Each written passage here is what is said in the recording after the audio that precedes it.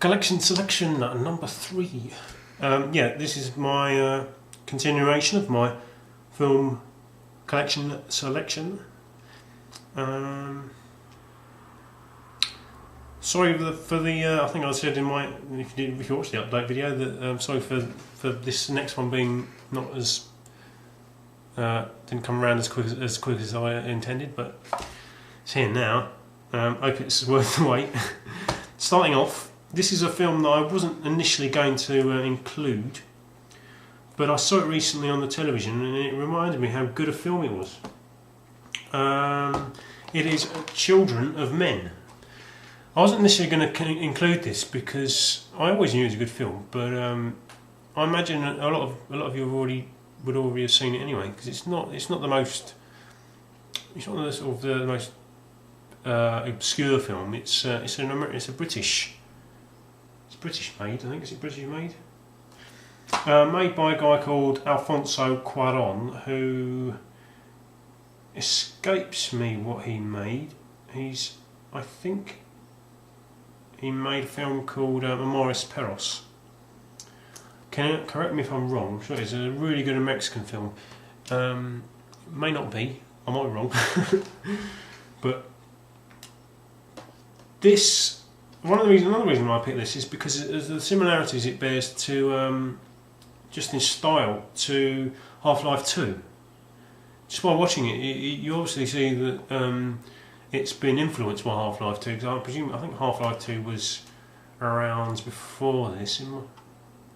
But just in style, there's lots of it's obviously inspiration. There's a bit at the beginning with where the character's on a train, and it's decked out like the trains in Half-Life 2. The story is that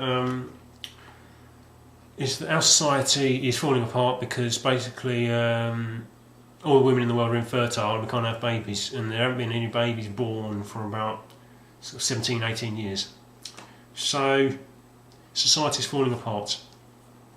This is, having watched it back, I realised how effective an action film it is. It's the action is really it's really efficient, really visceral. It's just really dynamic.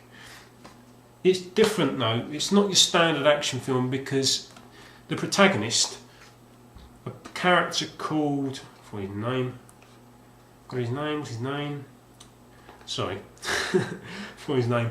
The character played by Clive Owen, and he's an old activist, sort of not so much an anarchist, but an activist when he was in his younger days. And he's gone one way, and his girlfriend's still involved, or his ex-girlfriend's still involved in sort of fighting the fight. And he's just there for a quiet life now. He's world weary. He's just pretty much waiting to die, along with the world. And then one day, this ex-girlfriend of his turns up and kidnaps him and asks him to do her a favour because one of his cousins, or I think it's his cousin, is in the government. And the thing is, because it's basically a dystopian science fiction, and he reluctantly gets involved in the fight because she's sort of like a part of this group called Fish. I think they're sort of freedom fighters. They're terrorists, and he reluctantly gets involved because he's not really the violent type. And the thing is that he's the protagonist, and the film's shot in the third person. It literally follows him everywhere. That's basically the film. It's him everywhere, but it almost feels like it's done in real time because the camera follows him in everything he does. But then it's basically what he encounters. People come and go from his life, but there's also a sense that because it's like I say, in real time. There's also a sense that there's things going on in another part of the universe that the film's set in, because characters come and go and they just appear, but just by chance. There seems to be a lot of chance in this film, but the action's really dynamic. Really dynamic. It looks beautiful. The cinematography is really distinctive. It it's got a really sort of short sort of focus range, and it seems to be set in a distance or in the foreground, but they still have the widescreen lens and sort of like the depth of field, but the focus is quite short, and that creates a really distinctive look. There's one particular section that looks incredible where he's in a farmhouse. He's been taken to a farmhouse by these terrorists, and they've sort of escaped there because it's like a safe house, and he realises that he discovers that they're going to basically take him out, and he has to escape with this girl and this woman. And the only way of escaping is in this old car that's fallen apart and won't go. And they creep out of the house in sort of the early hours of the morning, and the light's just coming up sort of over the hill, the sun, and it's sort of this deep blue sky. And there's a lot of shadow, and there's sort of these really strong points of light from the street lamps and things, or there's sort of like the lights in this farmhouse. And he pushes this car down the hill, and he has to try and get it running, and then all these people discover him, and you can see him coming from a mile off over this green hill, and it looks incredible. Really nicely done. I'm sure I've forgotten a lot of what I intended to tell you about this, but check it out. Really, really, really nice. Dog Soldiers, dirt cheap, incredible film. The budget is minuscule. It's basically a group of British soldiers on manoeuvres, and they get hunted by werewolves, and they have to find a sanctuary in a little farmhouse they discover, and it's basically them fighting off these werewolves who are out to how to get them, really. It's set in Scotland, but I think it's actually filmed in Latvia, and Latvia takes the place of Scotland, but you're told it's Scotland just by the presence of one Aberdeen Angus cow sitting on a hill.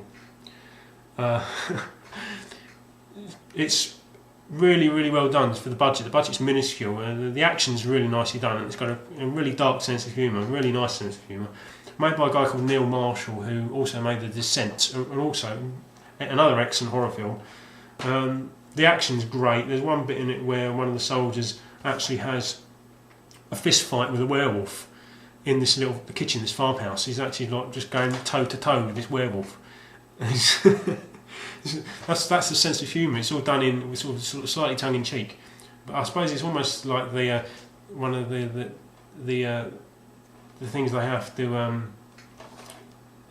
It's because what it is, the werewolf costumes don't look very convincing, and so they have to sort of make some sort of compromise. That's the point I'm trying to make. And so almost as for the tongue, it's tongue in cheek because of the compromise they have to make, because the werewolf costumes don't look too ropey. But that's the only fault in the film, really. Dog Soldiers. You should be able to get this really nice and cheap, actually. Anyway. Spartan. Like the best episode of 24 you've ever seen, but don't take that as read, because the characters like Jack Bauer, but it's more sort of implacable and stony-faced, less emotional than Jack Bauer.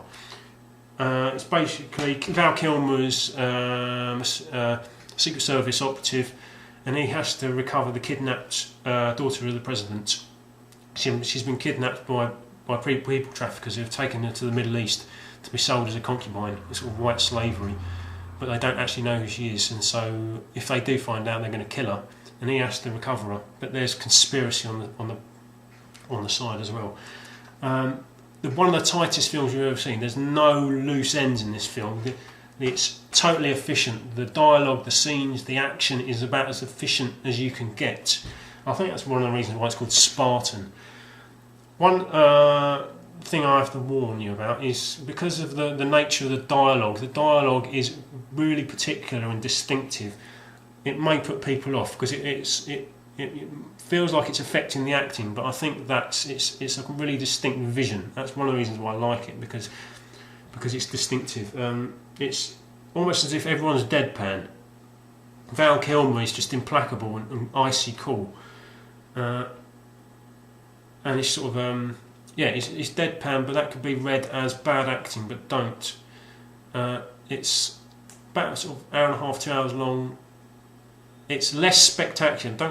It's less spectacular, maybe slightly slower moving, not as action packed as 24.